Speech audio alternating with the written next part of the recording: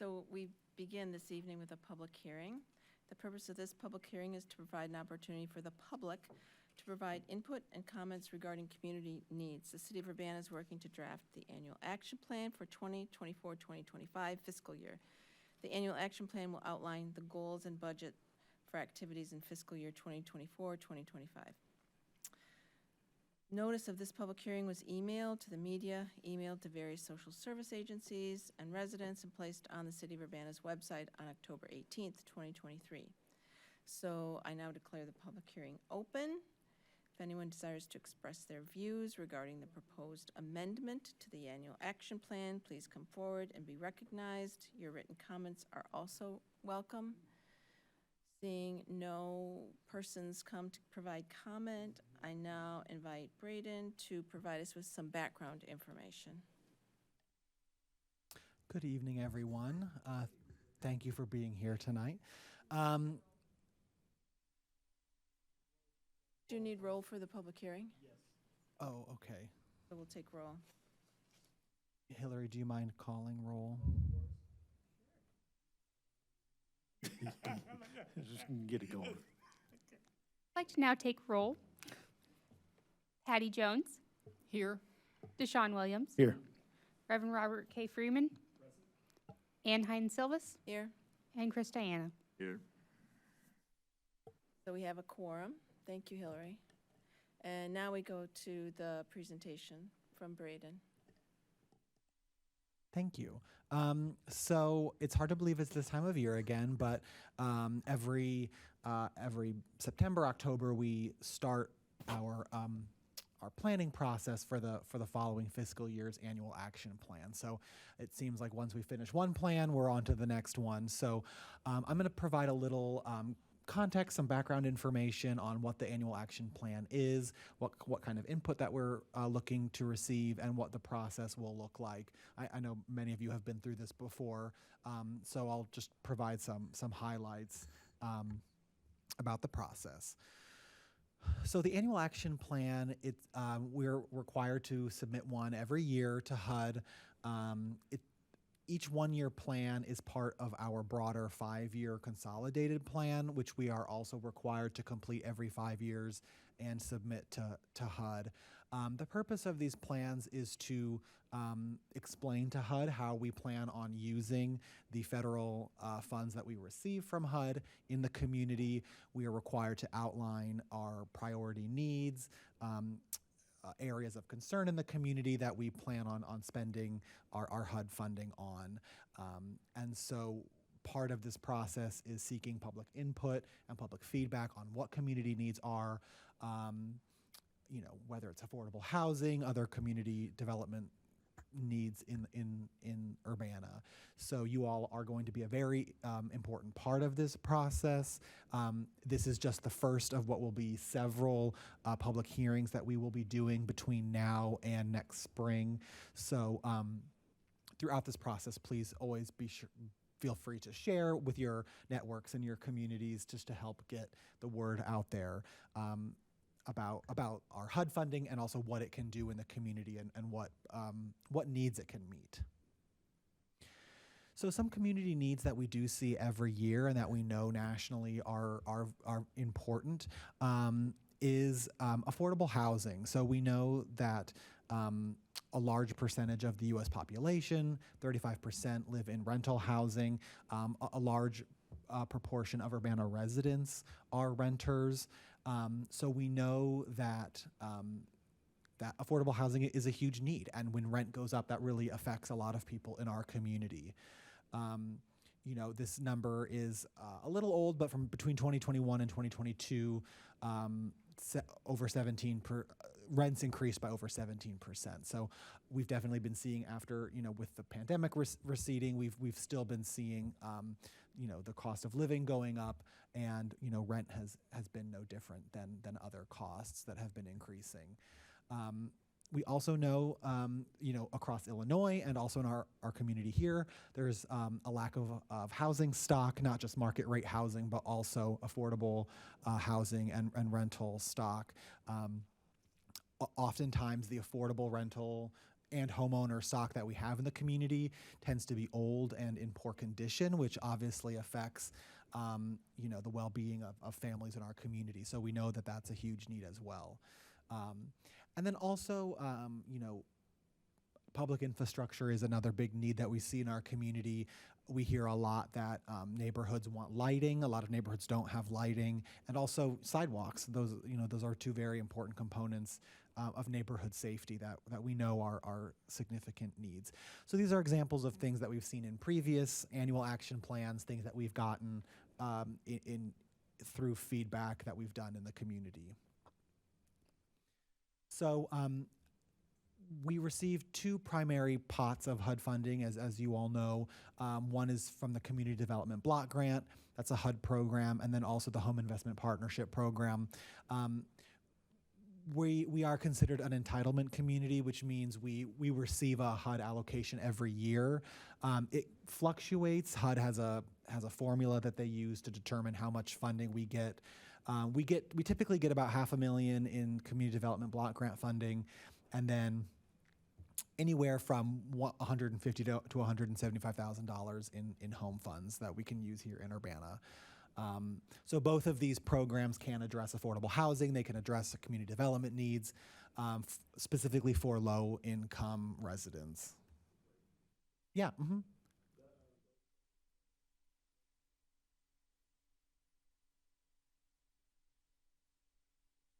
Yeah, it's based on what we typically receive. Again, the numbers kind of fluctuate from year to year. I think in this current fiscal year, 2023, 2024, our CDBG was like 498,000. So it can fluctuate up and down.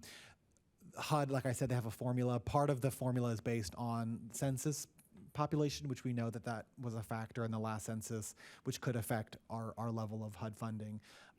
But the numbers are relatively stable from year to year. We don't typically see huge drops. Other factors that HUD uses in their formula is, age of housing stock, proportion of the population that are considered low income, things like that. So they're looking at a lot of different factors to determine how much. It's not just the census. They look at a lot of those different factors as well. Yeah. So those two programs, the Community Development Block Grant and the Home Investment Partnership, like I said, they both address affordable housing and community development needs for low-income residents, but they do have kind of different focuses.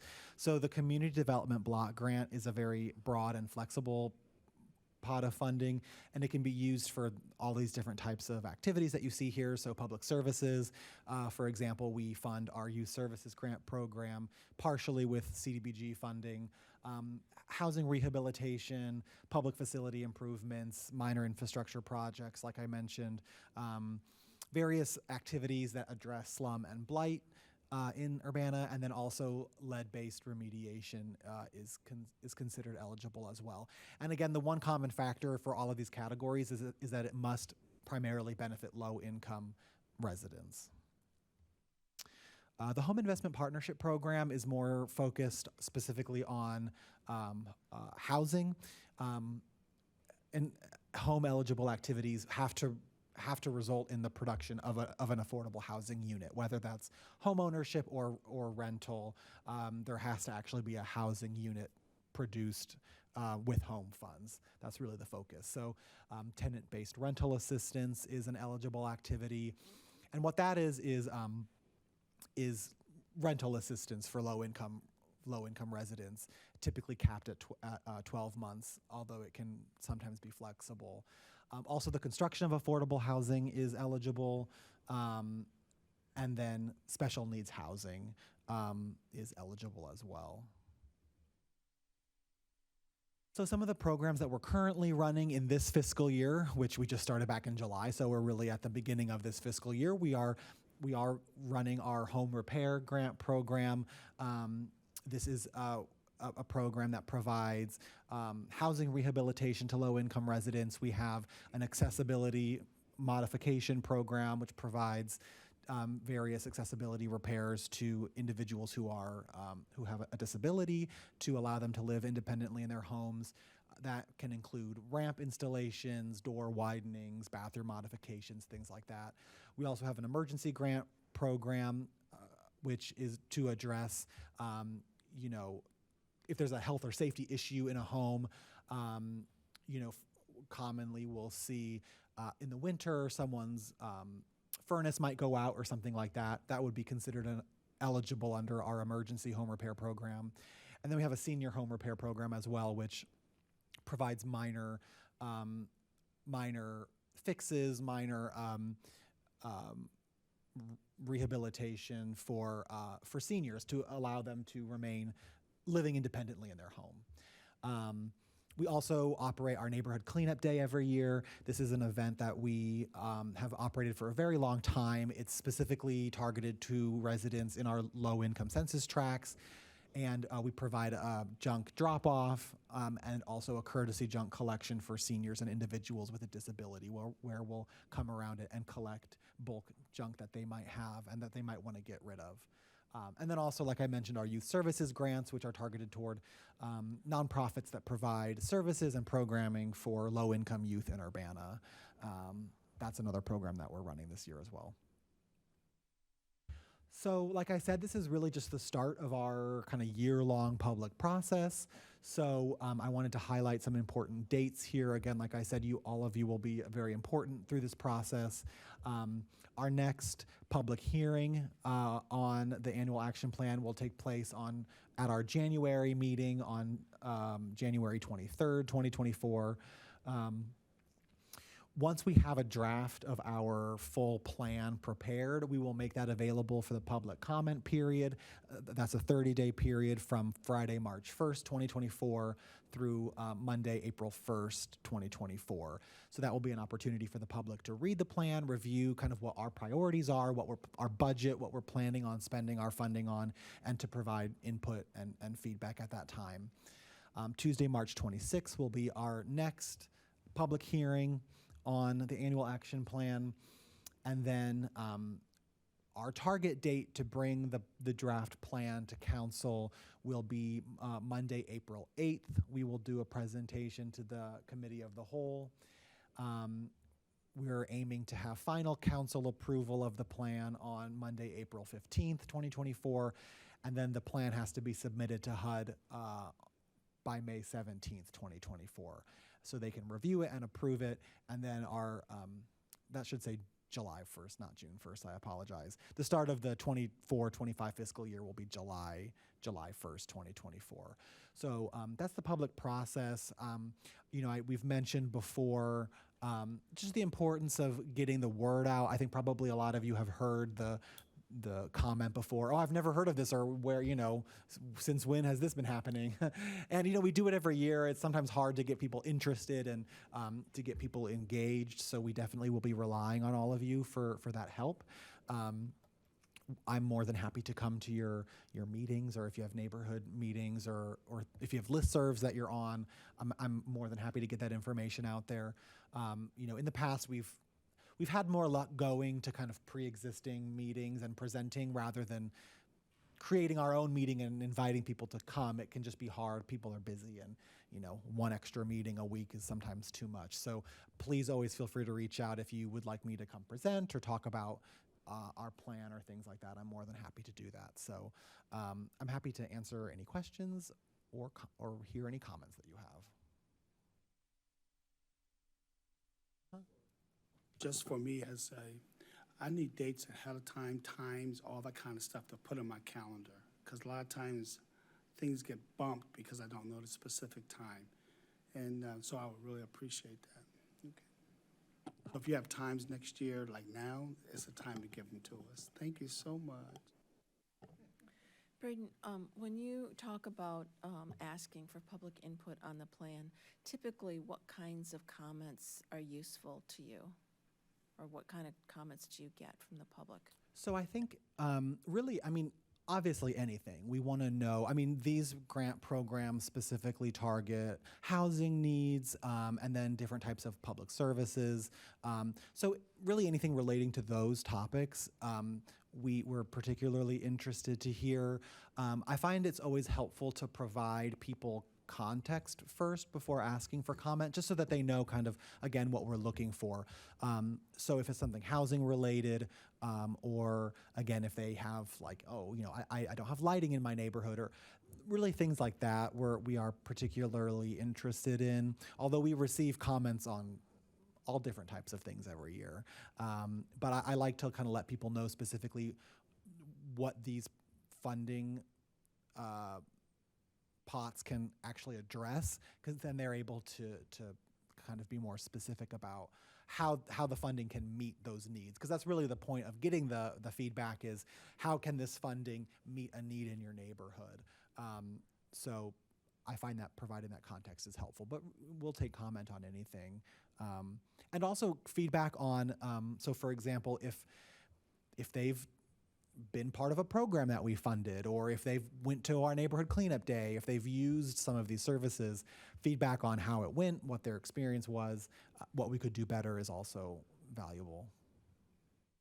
Yeah, it would be interesting to see some of those finished projects as success stories and case examples, so then people would say, oh, that's the kind of thing they're talking about that would be eligible for funding. So that might be a way to kind of make it real to people, instead of, you know, just the idea of lighting, you know, an example of Yeah. where that lighting has been installed. Yeah, and also feedback on if there's something we haven't funded in the past that they would like to see. That's also really helpful. Hey, Breen, I have one more question. I think what I'm finding, I'm new to Champaign-Urbana, and I'm finding that the actual name of our committee is really confusing to a lot of people, because they're thinking something else and we're not that. They're thinking we are the ones that are actually doing economic development, but we're not. That's a whole nother set committee.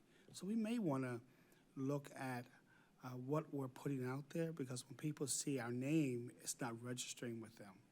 But then I have to explain it to them. Then they say, oh, that's what that.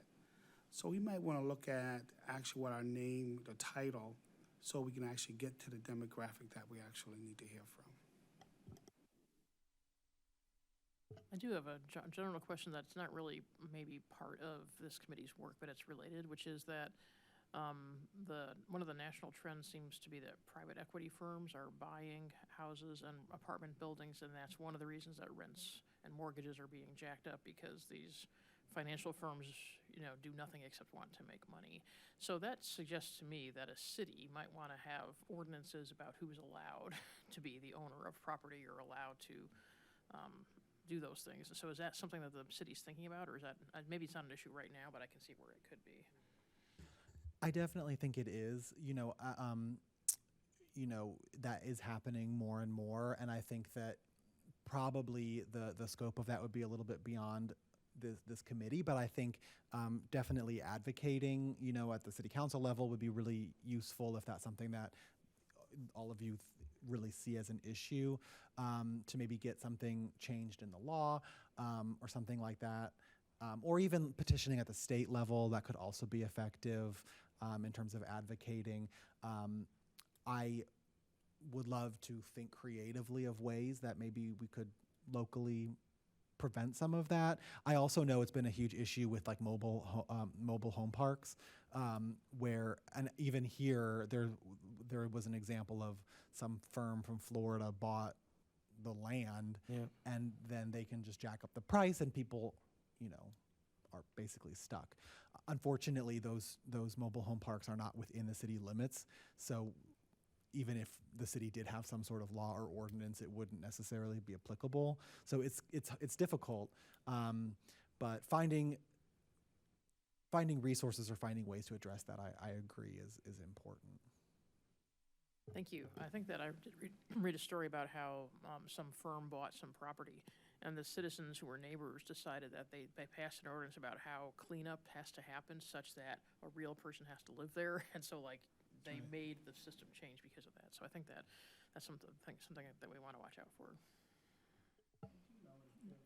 We ran into the same issue, and there are some state statutes and laws, but it's up to municipalities to bring them into existence, and that might be something we need to look at, because Fairview Heights had the same problem, even to the point that you had to register everybody in your house and they had inspections of your homes to make sure that actually there's somebody living in that house to deal with this issue. So it might be something we can do and pick up with. Let's have lunch. I definitely agree, though. And because Great we're idea. getting ready, we're preparing for our tax sale this coming Thursday, and we excuse my language, Reverend Freeman, we've been through hell and back, dealing with mobile home parks specifically to what you're talking to, so, yeah. Yeah, I think it can end up being a confusing issue because you run into a lot of obvious legal problems when you're trying to deal with who can and who can't buy property and how it needs to be maintained, needs to be a universal thing. And traditionally in this community, a lot of our rental problems and overpriced rentals have been local owners with poorly maintained properties. You sometimes even find that when bigger corporations come in, the quality of the housing goes up because of the amount of interest they have in them. I think a lot of what we've seen here locally too is we were always a very large part of this community has always been single-family home rentals. And with the booming prices of the last couple of years, you saw a lot of owners of 2 or 3 investment properties cashing out on their stock because they could sell it for a lot more than they were making out of it. So a lot of those disappeared. The main thing that we've had, I see, with the problem with affordable housing is that people are not building housing in that affordable range. In those areas. The yeah. economics of it have not been good. The profit is better building what you would term more luxury houses, and that's what people are sticking to. And there's somewhat, kind of like a perfect storm that's been influenced by supply chain and everything else. So rather than build $450,000 houses, the profits are much better to build one $600,000 house. And it's easier because there's less doors and windows to wait on delivery for, and only one set of appliances and all those sort of things. So you kind of got a conspiracy of factors there that have gone into pretty much wiping out what you would normally call affordable housing stock in It's a fact. Champaign County is disappeared. The downside of that occurs. I'm old enough to remember when you have these booms, there's a downside. And then people get underwater. And before you know it, then we have to start executing more funds to keep people in their homes that they just can't afford. And my fear is that's what's going to happen in Champaign County, because you're going to hit a critical mass where you're going to have too many in stock in certain areas. And you're going to see the table tide. It always happens. I'm just waiting for the boom. Well, That's what I'm waiting for, the downside of this. one might suspect that sooner or later we'll have too many high-rise apartments. That's exactly right. That's right.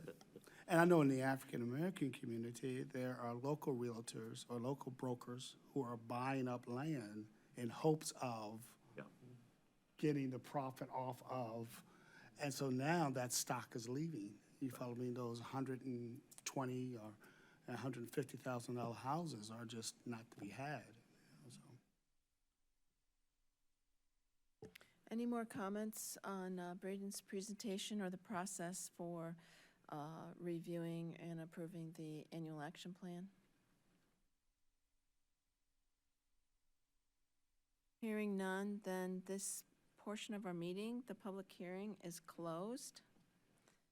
And we now turn to the agenda for our commission meeting. So we need roll call for the commission meeting too, I think, right? Commissioner Jones, Here. Commissioner Williams, Here. Commissioner Freeman, Present. Commissioner Silvas, Here. Commissioner Diana. Here. Thank you. You missed Deshawn. No, Oh, he did you called. call? Oh, He responded. Like, no, I responded, I promise. I'm here, guys, I'm here. Oh, I didn't hear it. Sorry. Okay, so in your packet, you had copies of the minutes from the public hearing that we had on the 29th of August, our regular meeting that we had on the 29th of August, and then also the regular meeting that was in September. And I think because we didn't have a quorum in, was it September, we did not approve those August minutes. So let's take those one by one and have a motion for approval and then some discussion. So August 29th, the public hearing. Do I hear a motion for approval of those minutes? I move to approve. Thank you, Patty. Is there a second? Second. Thank you. Any discussion about the minutes from the August 29th public hearing? Hearing none, let's have a, all in favor of approving those minutes, say aye. Aye. Opposed, same sign. The ayes have it, and the minutes from the August 29th public hearing are approved. You also had in your packet minutes from the August 29th regular meeting of the commission. Is there a motion for approval for the minutes of the regular meeting? I move to approve. Thank you, Patty. Is there a second? Second. Thank you. Any discussion about the minutes from our regular meeting held on August 29th? There's no discussion. I'll ask for the question. All in favor of approving the August 29th minutes from our regular meeting, say aye. Aye. Opposed, same sign. The ayes have it, and we approve the meeting minutes from the August 29th regular meeting. And then there's the September 26th regular meeting. Is there a motion for approval of those meeting minutes? I move to approve. Thank you, Patty. Is there a second? Second. Thank you. Any discussion about the minutes from the September 26th regular meeting of the commission? No discussion? So all in favor of approval of the minutes from the September 26th regular meeting, say aye. Aye. Opposed, same sign. The ayes have it, and we've approved the regular meeting minutes from September 26th. So are there any additions to the agenda for this evening's meeting? No. None came in through email? Okay, thank you, Braden. And was there any public input provided? No, we did not receive any. Okay, so then can we move to the staff report? Excuse me, Yes. in the minutes, you got September 27th minutes? You did the 26th, and, Oh, the dates But- don't match up. but there's one in here for the 27th?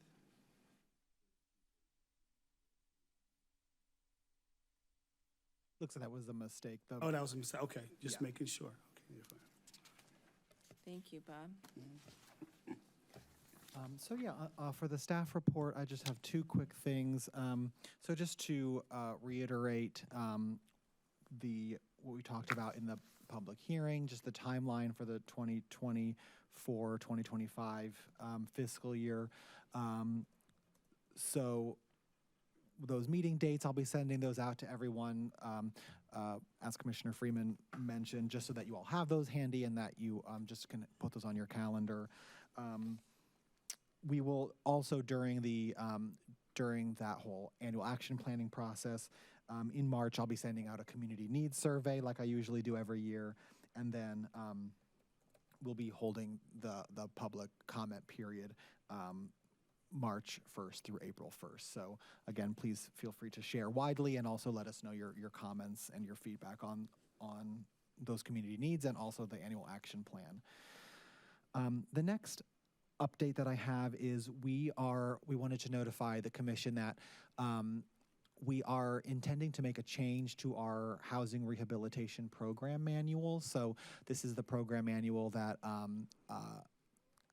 that contains the guidelines for the housing rehabilitation program that I mentioned in my presentation. One of the areas that we're looking to change is our current guidelines state that, so typically what will happen is someone will apply for rehabilitation assistance, they'll complete an application, and then we'll send our housing inspector out to inspect the issue, determine, if it's within the scope of the grant program, if it's something that we can address. The way that the current guidelines are written is that if our housing inspector goes out, assesses it, if they have someone look at it, and the cost is going to be under $250, or if the work is done, then the resident is supposed to pay, just because it's a small amount of money, and the city basically won't cover it if it's below $250. We're requesting to up that to $400, just because with the rising cost of materials, we discussed with our housing inspector, and he said it would make more sense to move that up to $400. So we're intending to make that change in our program manual. So it will state that any repairs that come in under $400 will be the responsibility of the homeowner to take care of, rather than the current $250 threshold. Can I ask a question? Sure.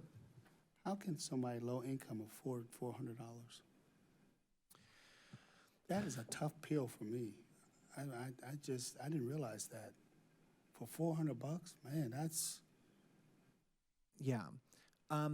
So typically, if it's something that was, again, it was the recommendation of our housing inspector, just based on kind of what he's been seeing.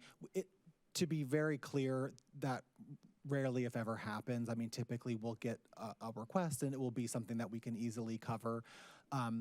It's very difficult for them to, just in terms of staff capacity and time, to manage things that are kind of minor and come in sort of at that 400 or lower amount.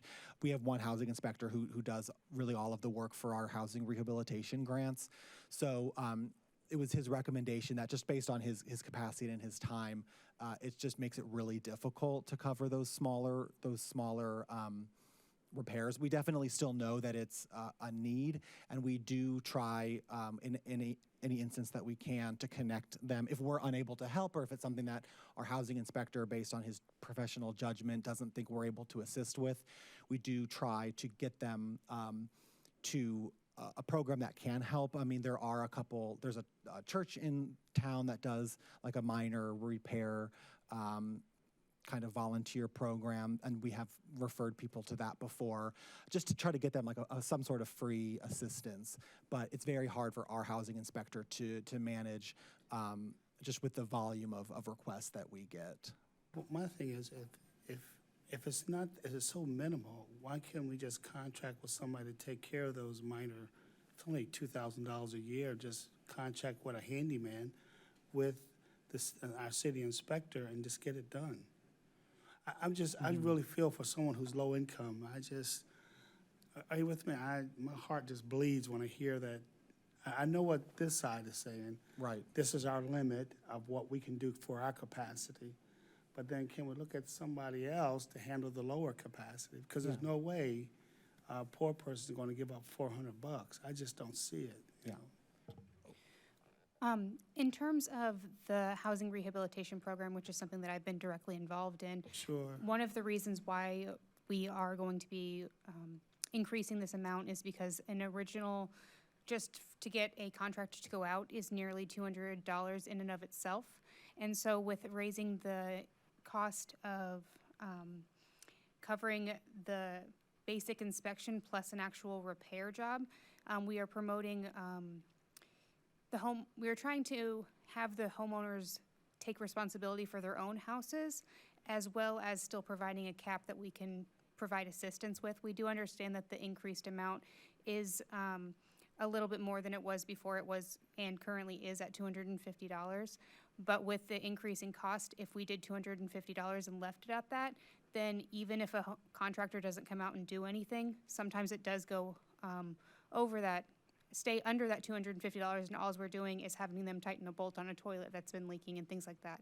So we are using our own professional judgment when it comes to certain situations, but as far as the actual level of where we need to be for the threshold of the contractors. There is bidding processes that we also need to keep in place because it's government funding. We can't, Sure, exactly, yeah. yeah, we can't have certain contractors, and like all of our contractors also have to be lead safe Why not? certified. Yeah, So I we had a can't just Chodo, have so I get all random- that, but we can still put out RFP for that smaller part. I mean, if it's only 5 houses and it's $2,000, I'd rather not even change it, just go ahead and pay it. Yeah, the You follow problem me? with that though is that it's so rare that this happens. It's in the year and a half that I've been helping administer the program, it's only happened one time, and it ended up being a follow-up issue that did push them over the threshold. And even if we increased this to $400, that same person that I'm speaking about Right. would have still qualified for the grant assistance because it did get pushed over the $400 threshold. But I'm still not finding why the change. I know what you're saying, what he is saying, but you haven't justified because you only had one person, and you're justifying the change for one? That doesn't compute in my brain, help my brain. Yeah, we handle everything definitely on a case-by-case basis. So even with the guideline, as Hillary mentioned, the one time it did happen, it turned out that it actually was over the threshold anyway. So we're always very conscientious of the case-by-case situation. And if it is something like just a bolt needs to be tightened, there are absolutely resources that they can get that free assistance without us paying $200 for someone just to go out and inspect it, just to tighten a bolt. So we're just trying to be thoughtful and conscientious of the public resources. We're not saying, oh, we just slam the door on anyone. We definitely approach everything on a case-by-case basis and attempt to get people the help that they need. It's just, it was our inspector's recommendation, just because to get a contractor to go out and look at something, that cost is going up and up and up. So we're just having that issue of if we have to pay a minimum now of $250 just to have someone go look at something, we're just trying to be conscientious of the use of the resources, but we're definitely not saying that anyone is just going to have the door slammed in their face, because we're very careful to evaluate everything very carefully on a case-by-case basis to make sure that the response is appropriate to what the need is. So if there is something small, maybe encouraging them, because oftentimes it could be something that they actually can fix on their own, and it doesn't need us to spend $200 to send out an inspector to look at it. It's something that can be taken care of.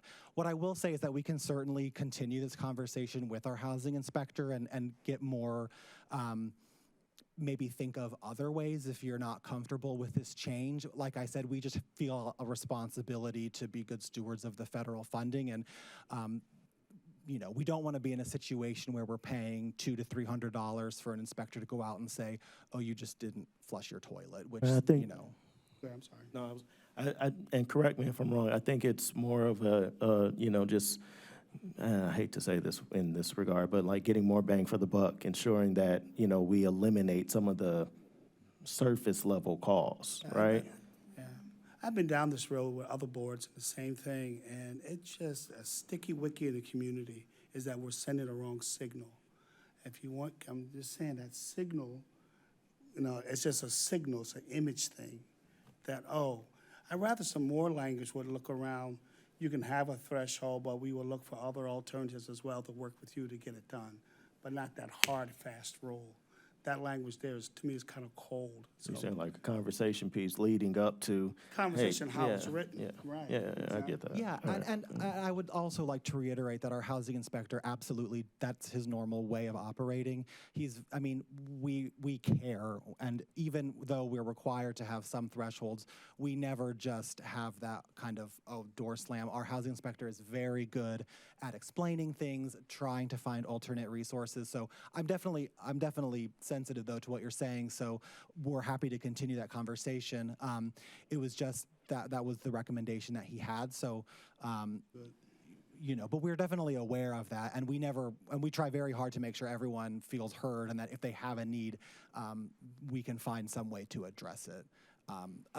Balancing that with then also just the responsibility of making sure that we're using the funds in the most impactful way. Yeah, if for you me, it's not will. necessarily funds, it's the fact that you have an inspector saying that he's overwhelmed. And I'm saying, well, that's a different issue. If he's overwhelmed, that's a city issue that we need to look at and see if he doesn't need an assistant or somebody else. It's begging another question. So thank you so much for allowing me to express it. That would be more my question. I mean, you mentioned that there was only one real circumstance where the dollars were actually a factor, and that actually wouldn't have been a factor. So there's like no cases where the dollars are a factor. Right. So my question would be, how many times does the inspector go out and end up giving people advice to get things done through a free resource, where there's really no job for the city involved? I mean, we don't know. I mean, he very regularly is out in the community every day, doing it. So I don't know the number of conversations that he has. Pointing but- and no specific inference to anything, but sometimes you end up dealing with the symptoms rather than the Actual rather problem. than the disease. And $250 or more to go out and inspect a problem is a higher charge than I pay people to go out and look at problems, by about $250. So. As Hillary said, we're required to use contractors with certain specifications. So Yeah, I use Yeah. contractors too. Yeah. Commercial buildings and everything else. Maybe we need to So, look at I different mean, RFPs. I would just Maybe pose that- that as a potential question, as the problem may be more the logistics of how many there are to look at and what the cost involved is going out and doing the looking for jobs that don't get done, not the cost of jobs that do get done, just as a possibility. But I do think that the messaging is important, so I feel like, overall, I think the city of Urbana would want to say something like, we have this program with this threshold for these bigger jobs, we have other resources we can point you to for smaller jobs, we might want to have an RFP for handyman people to help with things, and we also might want to invest in training and education for homeowners and dwellers to learn how to do things, so that they can know how to fix things themselves, so that kind of empowerment may be powerful too. I think part two of the challenge here is not that there's an unwillingness to serve, but there are limited resources.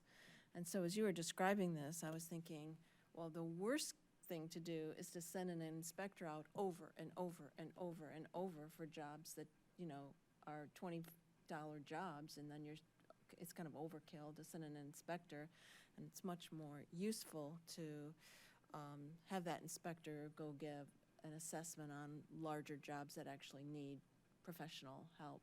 So, I mean, under ideal circumstances, we have plenty of money and we just pay for everything to get done, and that is absolutely never the case.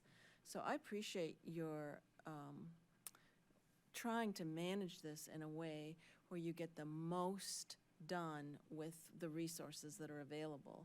And some people won't be helped, and they either have to use a different service, or maybe they need to move into rental housing where they aren't going to be shocked by home repair bills if that's not something that fits into their budget. They can't afford it. So I think those are the harsh realities, and the fact, that you can mitigate some of those is great, but I think it's unrealistic to think that all those can be mitigated. Yeah, just so that we're clear, I'm not necessarily attacking the city manager or talking about fiscal responsibility, anything like that. I'm thinking about people who are disabled or have disabilities. I mean, they're limited in their resources, particularly in Urbana. If you have someone who's in a wheelchair, and I'm just thinking of families like that. I'm not thinking of able-bodied persons who can change a washer or something like that, but I respect that. So I'll wait to talk to him and see what happens. Thank you. You all are good people. that was all I had for the staff report. Okay, so that's a staff report. Is there any unfinished business to come before the commission this evening? No. No unfinished business? Any new business? Well, that exhausts our agenda for this evening, so I have one question, if you don't yes. mind. I've been inundated with I had 8 calls this week, and I'm totally in the dark. And if you could help me, the board, tiny houses in Urbana. I know we passed a code that we're not gonna support that in Urbana, but somebody had called me and told me that Champaign's gonna start a project for the homeless or low income. I have no clue what it is. And that it's starting in Champaign, but it goes into Urbana, on Urbana property. Can somebody either later or help me to? So I would, I can give you the contact information for the that. staff person that you should talk to. It's not funded through our Okay. current funding. Sure. The City Council did approve ARPA funding for a tiny home project for medically fragile individuals. It is located in Urbana. The final design for the site will be going to City Council. They did approve the preliminary design. That's Sure. above my pay grade, if you will. So I would encourage you. I can get you the contact Mine, that would help me. information Okay. about that, but it was previously approved by council, so it's moving forward. I think the next step, like I said, is them just approving the final plan. It was allowed by right on the land where it's being constructed, so that was another issue that was before council, was that the developer. The only reason it had to come before council was because it was getting ARPA funding, but they technically could have just bought the land and built it without any sort of council involvement at all, just because it was allowed by right. So, but anyway, I can get you the contact information of the person. Yeah, I just need information, because I didn't know how to answer. Yeah, And so, absolutely. because we deal with housing issues, that's why I think they saw my Yes. name, Yeah. and I was like, what in the blue blazing? Yeah, I'm I'm gonna put sorry me for a the tiny house in my confusion backyard on now. that. The reason it didn't, yeah, I'm sorry for the confusion on that. It's not, because it wasn't funded through any of our current HUD funding, it didn't come before you. That's why. Yeah, for But, me, it was more that the tiny homes are coming, they're here, and it's approved, so that means precedence that we can now have a tiny home in my backyard. I wouldn't say that, but I would definitely encourage you to. Ooh, I'm saying, look, That would be an additional dwelling unit, an ADU. Yes, Yeah, yes, which I yes. think is not allowed, right? no, I don't know. if it's attached to my home, it is. I would definitely. Not allowed. I'm sorry, it's not allowed. Yeah. That's exactly right. So thank you, Bruce. Kevin Garcia, who's the city's lead planner, he's kind of point on that project, so I would encourage you to reach out to him, because he can answer more specific questions. Because it's not a project that I have been working It's on. above so- my pay grade too, so I have no clue, exactly. so, Yeah. thank you. Any other items to come before the commission this evening? If there are none, we have exhausted our agenda and the meeting is adjourned. Thank you. Thank you all, thank you all.